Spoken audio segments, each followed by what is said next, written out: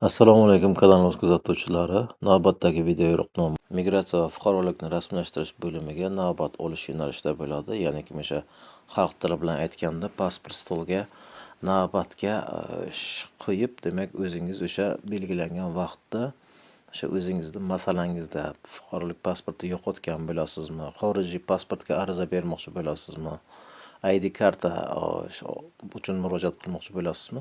Shu masalalarda demak navbatni oldindan belgilab, keyin pasport stoliga tashrif buyurib, o'sha belgilangan vaqtda o'sha tegishli jarayonni amalga oshirsangiz bo'ladi. Odatdagidek MyGov.uz ilovasi orqali o'tamiz.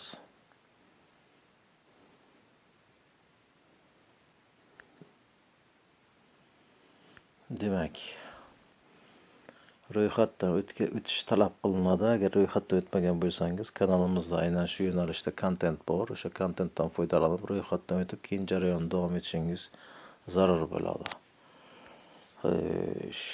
Demak, xizmatlar yo'nalishi orqali bizga kerak bo'ladigani fuqarolik sohasi. Aynan bu yerda migratsiya va fuqarolikni rasmiylashtirish bo'limiga elektron navbat degan xizmat mavjud. Shu xizmat orqali o'tamiz. Xizmat bepul, demak avtomatik tarzda amalga oshiriladi va biror bir turdagi hujjat talab qilinmaydi.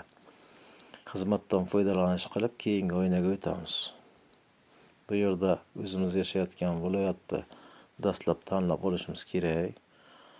Shundan so'ng bo'limni tanlang degan savol joylashtirilgan. Bo'limni tanlang yo'nalishini ochganimizda bizda bu yerga vaqtincha turgan joyi bo'yicha ro'yxatga olish 223-225 rejim yo'nalish, bu pasport stoli yo'nalishida o'zi tushunadigan yo'nalish. Shuningdek, demak bu yerda chet el fuqarolarini ro'yxatga olish, doimiy yashash joyi bo'yicha ro'yxatga olish, ID karta olish masalalari, xorijga chiqish pasportiga ariza berish, yo'qotilgan pasportni tiklash va xorijga chiqish pasportini olish yo'nalishlarida demak o'zingiz borib murojaat qiladigan yo'nalishni tanlab olasiz. Shunda bu yerga navbat sanasini belgilab olishingiz kerak. Qaysi kun, demak aynan qaysi sanada tashrif buyurmoqchisiz. Deylik 8-yanvarni tanladik. Shuningdek, bu yerda tashrif vaqtini ham tanlash zarur bo'ladi. Aynan soat nechalar atrofida aynan tashrif buyurasiz, shu vaqtni belgilab olasiz. Deylik, keling, ana 14:00 da belgiladik. Shundan so'ng navbat davom etish degan tugmasi bosiladi. Davom etish tugmasi bosilgandan so'ng, demak, avtomatik tarzda, demak, bizda murojaatimiz tizimga ro'yxatga olinadi va bu pasport stoliga o'z navbatida navbatingiz belgilanadi. Bugun kontentimiz aynan mana shu yo'nalishda edi. Kontentimiz yoqqan bo'lsa, videoga like bosib qo'llab-quvvatlang. Mehnatimizni qadrlasangiz, albatta obuna bo'ling va do'stlaringizga ulashing.